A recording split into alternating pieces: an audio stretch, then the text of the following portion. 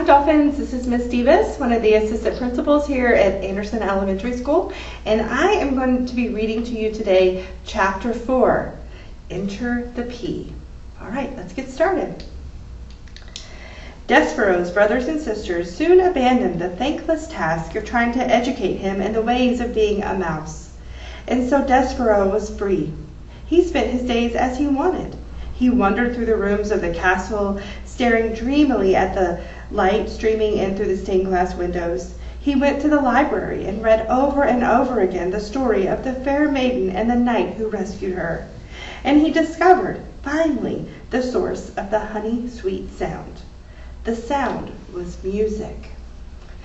The sound was King Philip playing his guitar and singing it to his daughter, the Princess P, every night before she fell asleep. Hidden in a hole in the wall of the princess's bedroom, the mouse listened with all his heart. The sound of the king's music made Despereaux's soul grow large and light inside of him. "Oh," he said, "it sounds like heaven. It smells like honey." He stuck his left ear out of the hole in the wall so that he could hear the music better, and then he stuck his right ear out so that he could hear better still. And it wasn't too long before one of his paws had followed his head, and then another paw, and then without any planning on Despereaux's part, the whole of him was on display, all in an effort to get closer to the music. Now, while Despereaux did not indulge in many of the normal behaviors of mice, he did adhere to one of the most basic and elemental of all mice rules. Do not ever, under any circumstances, reveal yourself to humans. But the music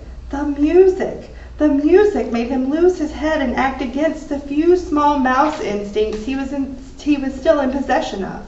And because of this, he revealed himself, and in no time at all, he was spied by the sharp-eyed Princess P. "Oh, Papa," she said, "look, a mouse!" The king stopped singing. He squinted. The king was nearsighted. That is, anything that was not right in front of his eyes was very, very difficult for him to see. "Where?" said the king. "There," said Princess P. She pointed. "That, my dear P, is a bug, not a mouse. It is much too small to be a mouse." No, it's a mouse." "A bug," said the king, who liked to be right. "A mouse," said the P, who knew that she was right. As for Despereaux, he was beginning to realize that he had made a very grave error. He trembled, he shook, he sneezed, he considered fainting. "He's frightened," said the P. "Look, he's so afraid he's shaking. I think he was listening to the music. Play something, Papa." The king played music for Bug. King Philip wrinkled his forehead. "Is that proper, do you think? Wouldn't that make this into some kind of topsy-turvy, wrong-headed world if a king played music for a bug?" "Papa, I told you, he's a mouse," said the P. "Please." "Oh, well, if it will make you happy, I, the king, will play music for a bug." "A mouse," corrected the P. The king adjusted his heavy gold crown. He cleared his throat. He strummed the guitar and started to sing a song about stardust. The song was as sweet, as light shining through the stained glass windows, as captivating as the story in a book. Despereaux forgot all his fear. He only wanted to hear the music. He crept closer, and then closer still, until, reader, he was sitting right at the foot of the king. And that was Chapter 4.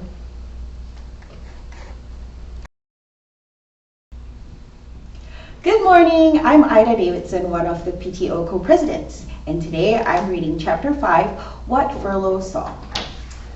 The Princess P looked down at Despereaux. She smiled at him, and while her father played another song, a song about the deep purple falling over sleepy garden walls, the princess reached out and touched the top of the mouse's head. Despereaux stared up at her in wonder. The P, he decided, looked just like the picture of the fair maiden in the book in the library. The princess smiled at Despereaux again, and this time, Despereaux smiled back.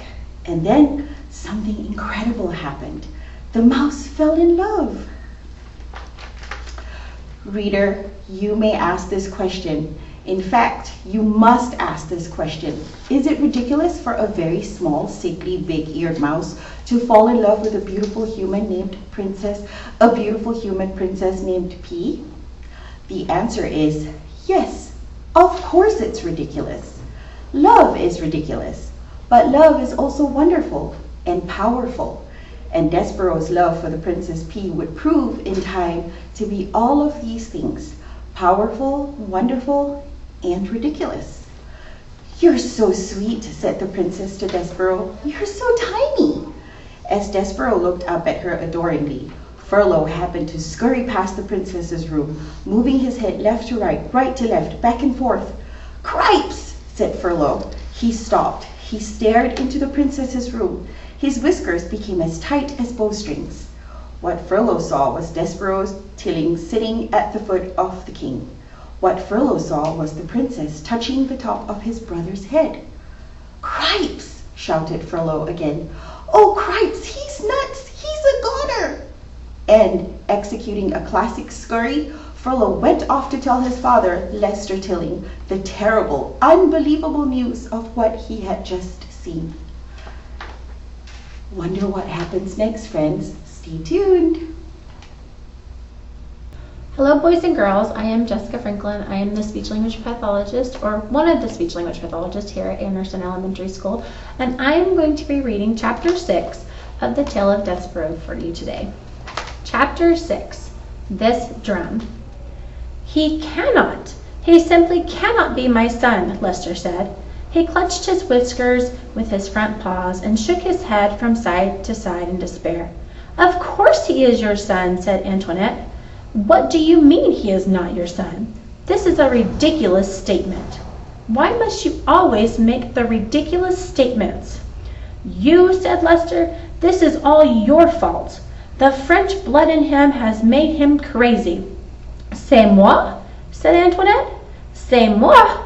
Why must it always be I who takes the blame? If your son is such the disappointment, it is as much your fault as it is mine. Something must be done, said Lester. He pulled on a whisker so hard that it came loose. He waved the whisker over his head. He pointed at his wife. He will be the end of us all, he shouted, sitting at the foot of a human king. Unbelievable, unthinkable. Oh, so dramatic, said Antoinette. She held out one paw and studied her painted nails. He is a small mouse. How much of the harm can he do? If there is one thing I have learned in this world, said Lester, it is that mice must act like mice, or else there is bound to be trouble. I will call a special meeting of the Mouse Council. Together we will decide what must be done. Oh, said Antoinette, you in this council of the mouse? It is a waste of the time, in my opinion. Don't you understand, shouted Lester. He must be punished. He must be brought up before the tribunal. He pushed past her and dug furiously through a pile of paper scraps until he uncovered a thimble with a piece of leather stretched across its open end. Oh, please, said Antoinette. She covered her ears. Not this drum of the Council of the Mouse. Yes, said Lester, the drum.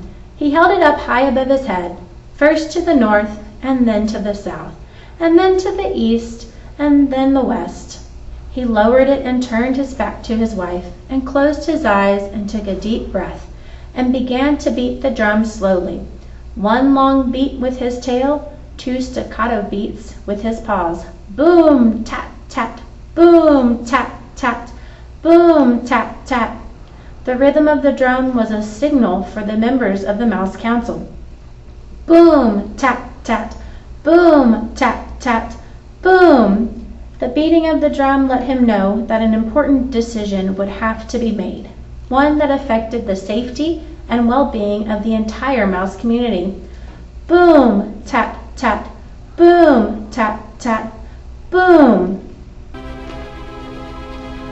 Thank you for joining me, boys and girls. I can't wait to see what happens next.